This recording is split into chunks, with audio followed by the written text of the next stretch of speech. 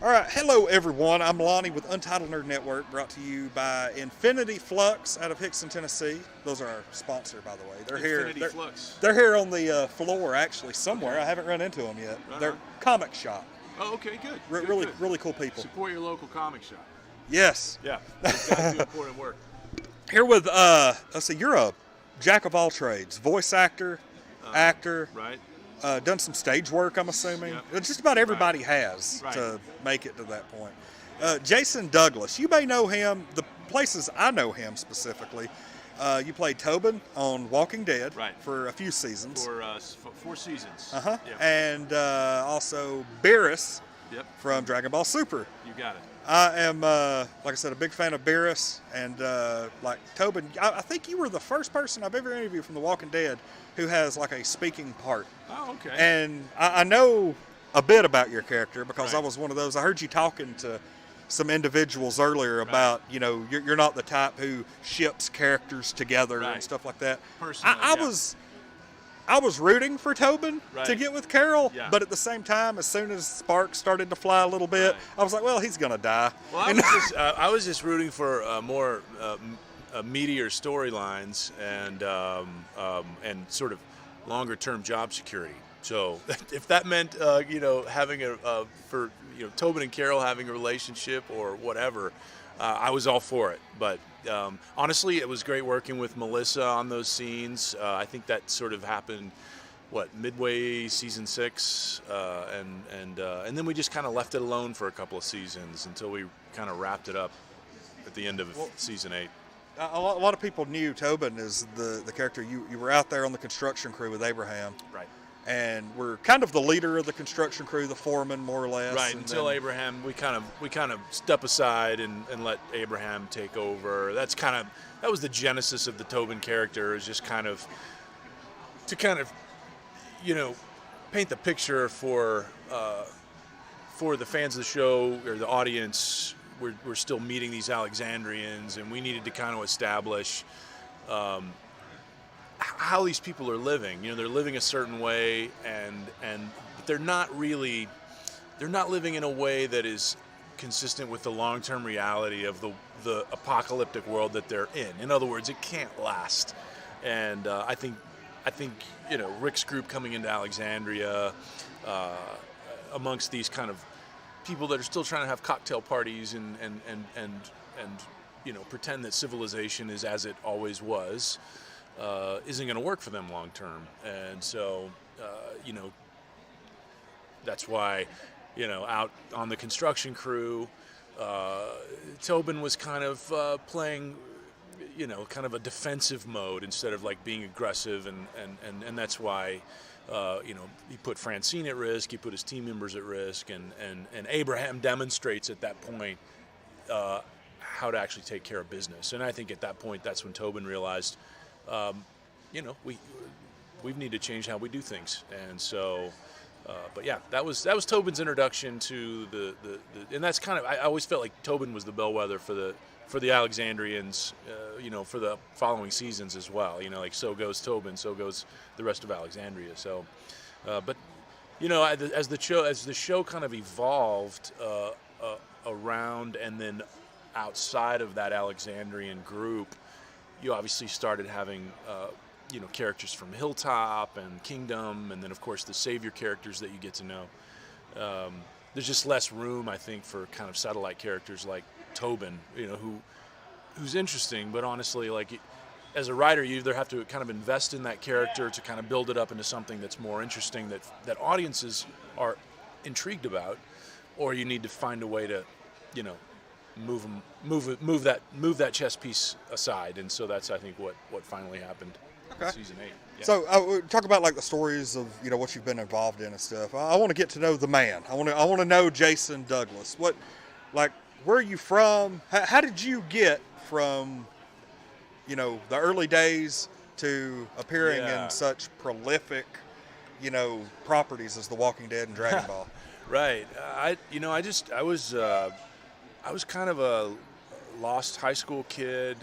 Didn't know what I wanted to do with my life, vocationally, and I think I wandered into the theater one day, and I probably saw a production or something at school, and it really just kind of piqued my interest in in acting and working on stage. And it's something I think I knew as a kid that I could do, but it didn't seem practical. And so I got involved, and I was I got involved in the high school theater program at the school that I went to. And then I ended up going to college and majoring in theater, which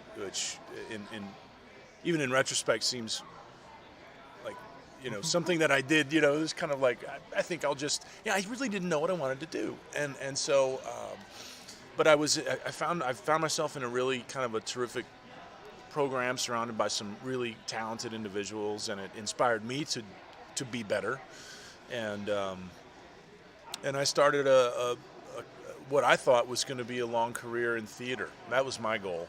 I wanted to be I wanted to be on Broadway or work off Broadway. I wanted to go to New York or Chicago. In Houston, there's a really terrific theater company called the Alley Theater that was terribly inspiring to me, with an amazing company of actors, as well as the Houston Shakespeare Festival and some other really terrific theater stages, Main Street Theater.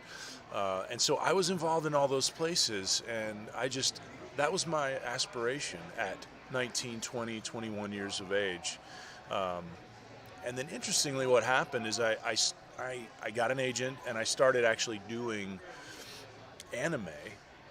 So I was doing a lot of work for a company called ADV Films in Houston back in the mid-90s, late 90s. And then I started auditioning for film and television at a certain point. And I think one of the first jobs I landed was one of the animal movers in Secondhand Lions. And if you've seen that movie with Robert Duvall and Michael Caine and Haley Joel Osment, it's fantastic. I love this film, and it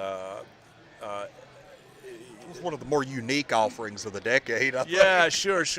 I was one of the animal movers, along with, and the other animal mover, incidentally, it's a little bit of trivia, was Damian Clark, who's also kind of well-known on the convention circuit. He's obviously Cell in Dragon Ball. He's Handsome Jack in the Borderlands franchise.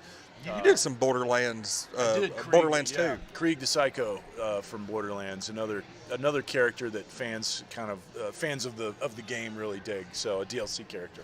I want to know, like, when your agent, I'm assuming your agent comes to you and says, "Hey, I have this anime part that we want you to do." Like, well, let me stop you, because honestly, it didn't happen that way. It was more of a. I was auditioning for theater, and those guys were kind of recruiting from like local theater actors. So the anime actually never went through my agency at the time. It just happened to be that I was doing theater, and then I started doing anime, and then at a certain point I felt like, well, I've been working on mic for a while. I could be doing voiceover for radio commercials and television and actually making some money, and because there's not a lot of money in anime VO, right? Yeah. And so it just kind of, one thing led to another. It was a slow and steady pace. I meet a lot of kids these days that want to do what I do, and what they think I do is that I'm this famous, successful, wealthy anime voice actor, and like that's like not a thing. Like that, that doesn't really exist. I mean, anime is a part of of a big picture. Yeah. And it's not even the most lucrative part. It's fun, and it obviously brings me a lot of exposure to fans of the various shows, Dragon Ball, One Piece, Attack on Titan. I mean, these are huge titles in fandom. Did you watch any of that before getting the part? Well, none of that existed. Yeah. Well, I mean, like, were you an anime viewer before you got the voiceover parts? No, because when I started doing anime in the mid-90s, anime was still very, very niche. I mean, if you ask someone what anime was, they might not know what you were referring to. A lot of times you had to come to a place like this in the 90s and get like but even bootleg a place tapes. Like this, even a place like this, conventions weren't even really a thing as much back then. There were a few, but like I not mainstream. No, and I did Anime Week in Atlanta in 2001. It was a week after 9/11. I remember that, and the airports were empty. I'm actually surprised that they even still held the event. Well, it was, they were. I guess they just wanted to honor their commitments. Yeah. The tickets were paid for, and so I went. But that was. I think they were expecting like 5,000 that weekend, which seemed huge at the time, and that's like small numbers nowadays for an average size con. A successful con is typically you're going to see in Atlanta. Oh my gosh, and that same show now I think runs 50 to 70,000. So I mean, just the scale up that's happened in the last 2 decades in this industry is crazy. So to your question about was I a fan, there just wasn't a lot to be a fan of, to even know about. I mean, when I was in college, I remember watching someone had a videotape of Akira, and that was this mind-blowing thing, and so that lent to the idea that like anime is this weird, exotic, foreign thing, that you watch like in the in some college dorm room. Like most people don't have access to it, but shows like Akira, gave rise to anime clubs and fandoms. You had like a lot of the stuff that ADV Films was obviously very instrumental in, I think, helping sort of gin up the fandom because they were licensing huge numbers of titles back when the studios in Japan didn't care. I mean, they were just like, okay, we can make a few more bucks off of these titles. And they were introducing them to North American audiences for the first time, and so you began to see ADV branded, distributed and branded titles on shelves at video stores back when that was still a thing. And I remember, when anime was in its sort of nascent form, at least as far as a phenomenon in this country.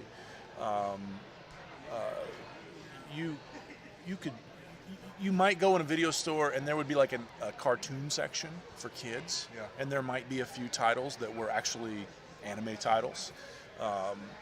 But as the years progressed, you began to see that an anime section appeared at places like Best Buy and Blockbuster, and it got larger and larger, and then these conventions started happening, and it really it was kind of a snowball rolling downhill, and certain anime voice actors became well known on the convention circuit because they were really out there promoting themselves and promoting the titles that they were involved with, and so you began to see these fan followings, which just didn't exist before. If you were a fan of anime in 1999 or in early 2000s, you probably didn't care so much who the voice actors were. It was just, you might not even, first of all, you were probably a sub fan, let's just be clear. I mean, and most all of the early titles were released strictly as subtitle. People are still like that. There's still that core group that they're like, it's, You know what? And I'm fine. I mean, I don't have honestly, I don't. If you want to watch your anime with subtitles at the bottom, good on you. I mean, if that's how you prefer it. Yeah. I think there was a time when the voice acting for anime was not good. Let's just be honest. I mean, nobody denies that. But I think that ADV really changed the game on that. I think if you look at ADV titles from like late 90s to mid 2000s, you see a rapid ramp up in the quality of those voice performances. And a lot of those actors are still in the business today. People like Monica Rial and the Ayers brothers. I was part of that early group. But I'm proud of the work that we were doing at that time. And I think there's a lot of good work that's still done. Is there still some bad voice work? Probably. Because honestly, if you think about it, there's there's a huge volume of anime content that is that's distributed now, and the rapid pace. The idea of doing simuldubs, where we're dubbing an episode for air this week that just aired last week in Japan is crazy. I mean, when I started, we were dubbing shows that had been out for, in most cases, years. I mean, it had been years that they were collecting. They were mothballed, basically, those titles, and now we're at the place where there's so much content. And it's the demand on getting them released is the window is so short.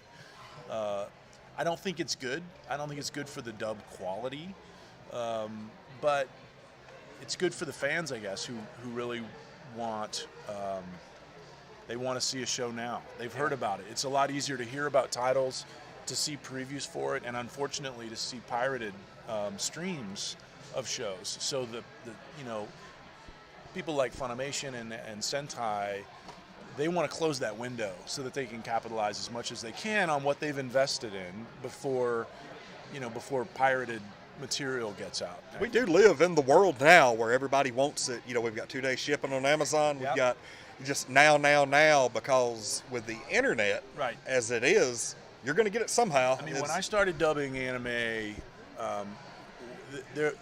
you had all the time in the world. Yeah.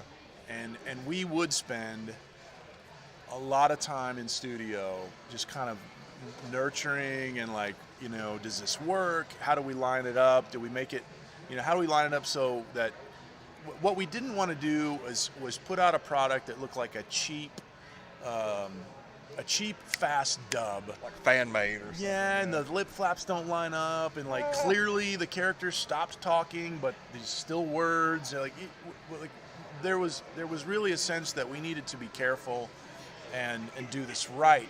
And because most of the early, there wasn't even a sense of we need to do it for the fans. We just needed to do it for us. We wanted to be able to be proud of what we were putting out there. And the hardcore fans were working for the studios. People like Matt Greenfield and some of the guys that are still doing it, but they were the people that kind of created those early studios, people that were fans, Chris Sabat, and so I think now, when I do Dragon Ball, we definitely take our time, we try to make it right, but I know they can't do that with every single title. They just don't have time for it, because they have actors come in, they'll have an actor in tonight on a show that's going to go to stream in a few days, and it was just aired in Japan less than a week ago. So how do you... And you've got to, you can't just, it's not just that actor, you've got to record all of the actors that appear in that episode, all of the characters that appear in that episode, and you've got to have the Foley and all the crowd scenes. I mean, you've got to do all the things, you've got to do in a week what it used to take months to do. So, I do remember the days, as recently as 10 years ago, where an anime would come out in Japan, and they would be like, oh, we should be getting it stateside. This would be February. Right. We should be getting it stateside by about August. Right. And then, it was just people. And then sometime in the last 10 years, it's just boom. I want to talk about your work on The Walking Dead. And I'm sure that you get these questions all the time. Sure. The character Tobin, we talked about he was on the construction crew and everything. They always say that if you're an important character, that your death scene, they always talk about the importance of the death scene. Right. A lot of times that defines the character as much as, when they actually were in the show. Yeah.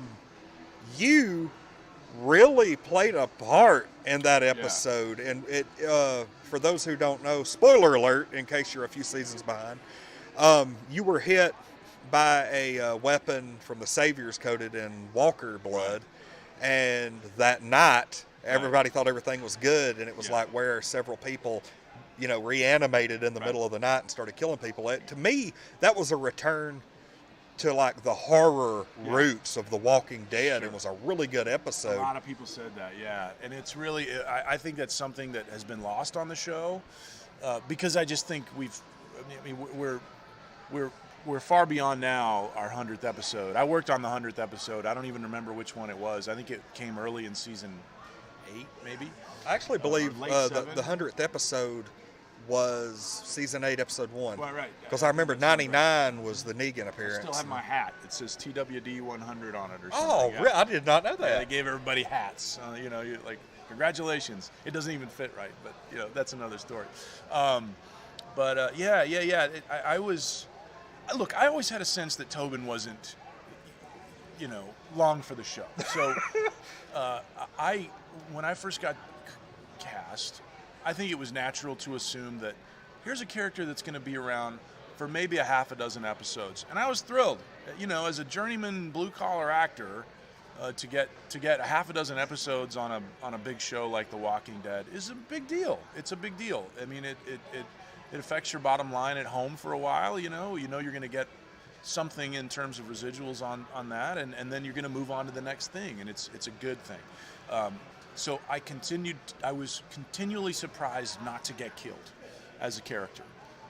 Season 5 ended on a cliffhanger, so I had a sense that, I'm going to be in season 6, but I figured, a couple episodes in, and it'll be time for Tobin to be dispatched.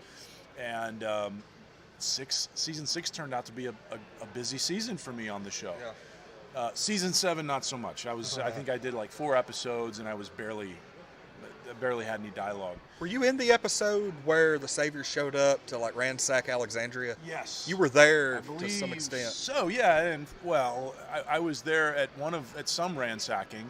Yeah, because I'm standing on the side of the road, and they're pulling all of our furnishings out of Mattresses houses. was the big thing. Yeah. So I'm kind of moping around like, what happened?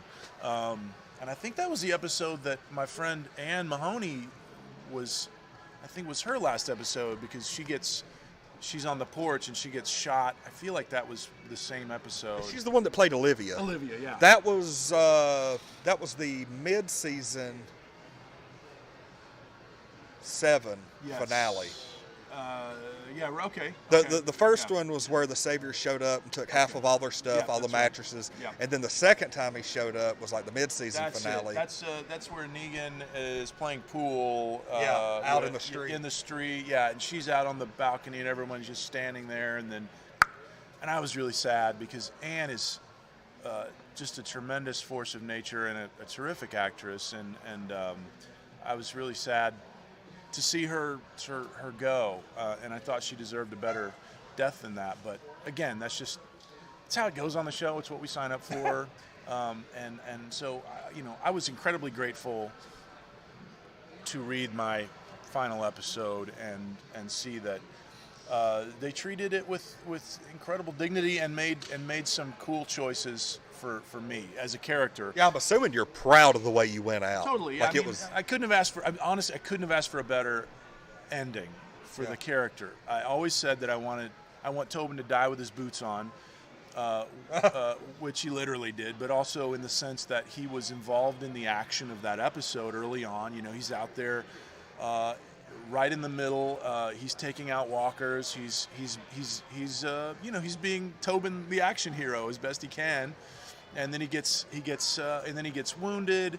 There was a nice bit that I had with Avi Nash, who played, and I can't remember everybody's character names. I know their first, but I think Avi is a tremendous addition to the show, a fine actor. And then, of course, Carol comes up, and then Rick comes up. So all the people, almost all the people on the show that I'd really had meaningful interactions with were involved with me on that episode. And then we have that nice bit in the kind of infirmary area before turning. And then the Walker turns was great.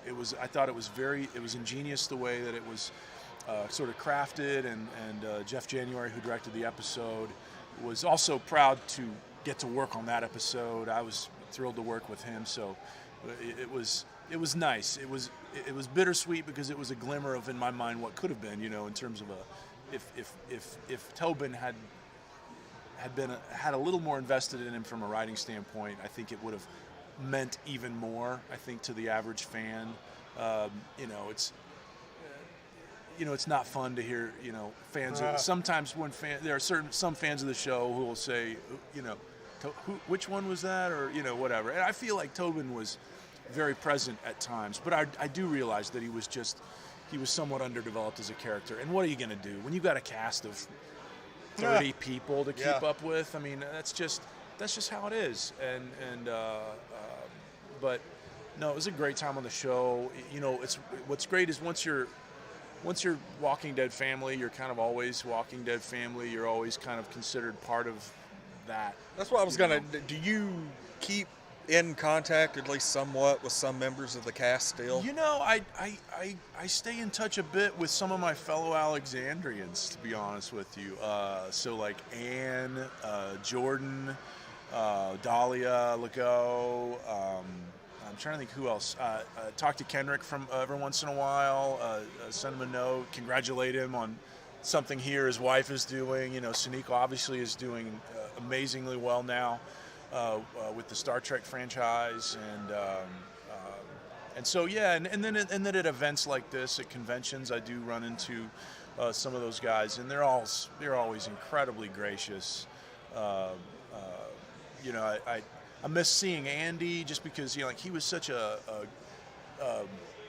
giant of a man in a certain way. He was an incredibly graceful and open individual, as he's kind of a, you know, Rick on the show had to be a necessary hard ass. But in real life, you know, obviously Andy is he's a sweetheart of a guy. He's a family man like myself, and so yeah, when you leave a show, you really do miss the relationships that you develop on the show. But, you know, we all move on. We all go on with our lives, and you know, we don't all live near each other. So. But before we wrap the interview, Sure. I want to ask, you know, you were there for several seasons, Yeah. and we all the time hear, you know, stories, especially like on The Talking Dead and behind the scenes. Oh, you know, these funny things happen. Do you have a fun story just right off the top of your head that you could tell here? Yeah. It doesn't matter what kind of story it is. You can. We're Yeah, you know, that's funny. There's so many things that happen on a day, you know, and it's work. You're going to work, I just, you know, it's not like a funny. I don't necessarily have a funny story that has like a really neat and tidy punchline. I think for me, just one that means a lot to you. I'm good with that. It doesn't have to be funny. Yeah, but again, I'm just trying to think of one. And you know, I always tell, you know, my first day on set, I always talk about that because it was you know, that was an interesting situation where I was new to the show. Nobody knew who I was, but I'm coming out of the trailer area. You know, having just kind of gotten into costume, and you know, Andy's kind of on his way to his trailer. I hadn't met him at that point, and he sees me before I see him, and he kind of turned. He didn't have to do that, but he turned and came right up to me, and he welcomed me to the show, and we stood there and chatted for a minute. So that kind of stuff was always really cool and meaningful, and then just kind of the camaraderie that we have between takes. You know, a lot of times where it's hot, it's you know, it's a long day, and then we're just sitting around. It'll be Ross doing, you know, impressions, or Seth Gillum just being like his crazy funny self. A lot of these guys are really funny, and they don't get a chance to be on the show. You know, Josh McDermott, Seth Gillum, Ross Marquand, these are all naturally funny guys, and I always said I thought those three guys should do like the Laughing Dead comedy tour or something, and just hit, you know, and like have maybe Josh McDermott be the headliner. Josh, man. Yeah, did I say that right? Yeah, Yeah.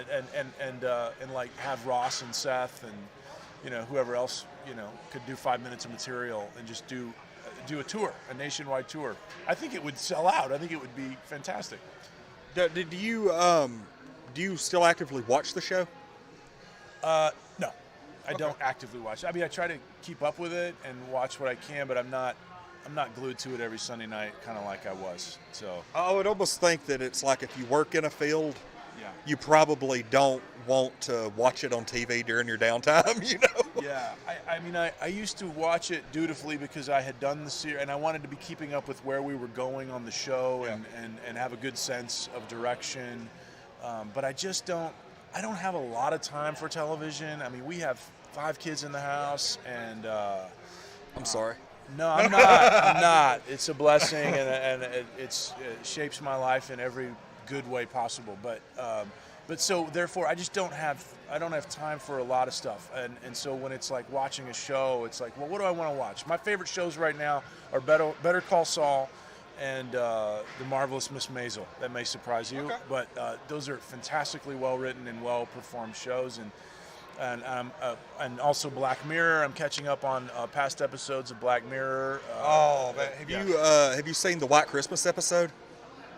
Yeah. Yes. Where the 2 guys are in the cabin. God, yeah, that's the last. Oh man, I watched that like last week because I'm catching up too, and that's the most recent one that I've watched, and it was like, spoiler. Don't spoil it. Yeah. Don't spoil it. It's amazing. Yeah, just the twist. But it's like a. I don't know what the full running time is. If it's actually. It's about an hour and 15 minutes. And a half.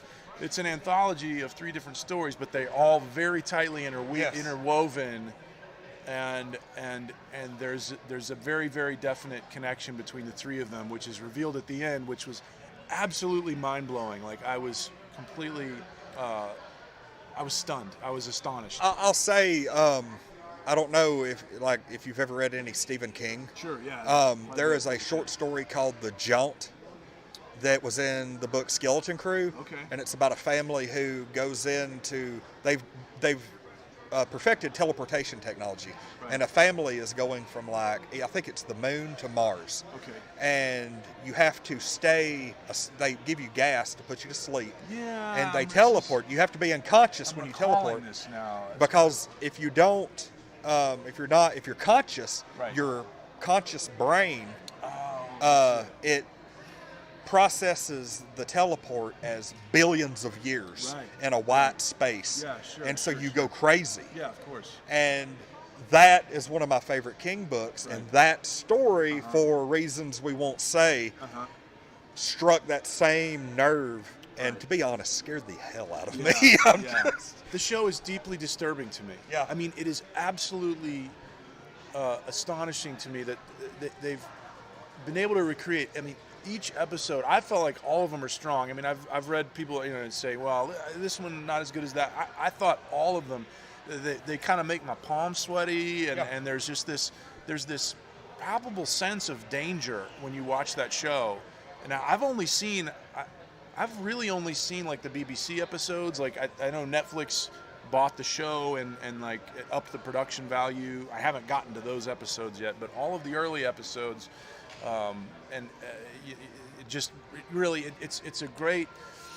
It's kind of our Twilight Zone. I think Jordan Peele's working on a new Twilight Zone series, but when I think of what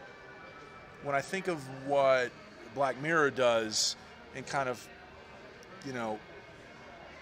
reflecting to the audience, like, hey, this is kind of where we're going, guys. Like, there's just this isn't like 100 years into the future. This is like 5-10 minutes into the future. This is just maybe over the horizon. Just maybe in a decade or 2 that we'll be looking at dealing with these philosophical issues. And if you don't know what I'm talking about, if you haven't seen it, it's like a very modern, slightly futuristic Twilight Zone type of anthology series that deals with technology mostly, and like kind of how technology is changing what it means to exist in this world, and how it affects our sense of reality and how we engage with reality, and reality versus technology, and what does it mean to be human, The episode that probably tugged at my nerves more than anything was Be Right Back, the episode where the woman's husband dies and she uploads his social media into a robot. That was, I was like, man, oh man. Right. Yeah, that one was creepy. And then the one known as the national anthem was completely unexpected. That was the pilot, right? The one where they. Was the pilot. I don't think it was the first episode they shot, but it was. I think it aired in sequentially was the pilot episode, which there's literally nothing. I don't think there's almost nothing that I can say about that episode if you haven't seen the show that wouldn't spoil it, except that it involves like a pig. Very like deliverance issues, if you know that reference, but like a decision. I will say that to me was was a very tense episode, but it was also the least credible. Like, I thought, no way. Like, no way anybody would actually go through with what this individual is asked to go through with. No way. Yeah, we're not going to discuss it anymore because I don't want to spoil it for anybody. But everything else, for me, that's the only, like, I thought the episode was provocative, and it was really well performed. I liked it for what it was, and I liked it for the creepiness factor. It was a different kind of horror. You know what I'm saying? Like, it was a horror that, because you can't help, they're making you imagine what it would be like to be, and you don't want to imagine that. And it's been like half the episode with your hand over your totally, mouth. Like, yeah. No. Like, you can see the show moving toward this inevitable conclusion, but you're thinking, no way. There's no way they're going to cross that line. There's no way they're going to cross that line. And I won't say whether they cross it or get close, but it just makes you really uncomfortable. But at the end of the day, I was looking, as the credits were rolling, I was like, yeah, but almost every other episode I could see from a technological standpoint, like how it could possibly happen. But that was strictly based on it. That was strictly a human behavior issue. And I just thought, no way. That was something that legit could happen today. Yeah, you could attempt to make that issue happen. It could absolutely, a terrorist or somebody with nefarious motives could absolutely, I'll just say, kidnap somebody and then make a very unreasonable demand in order for the person to be returned. Okay, I'll just leave it at that. And my thing is, like, I don't think it would happen. I just can't see anybody actually doing it. I just can't see it. Certainly not the kind of person that would already be a public figure. You know what I mean? Like, maybe somebody on the fringes that nobody knows, and like, it just would, I don't know. We're talking about stuff. Yeah, that was funny because I was like, okay, we're gonna wrap here, and then we were like, oh, we have Black Mirror in common. Let's talk about that for a bit. But yeah, it's been a lot of fun. Again, thank you for coming on and talking to me. Cool. Thanks. It's been really awesome.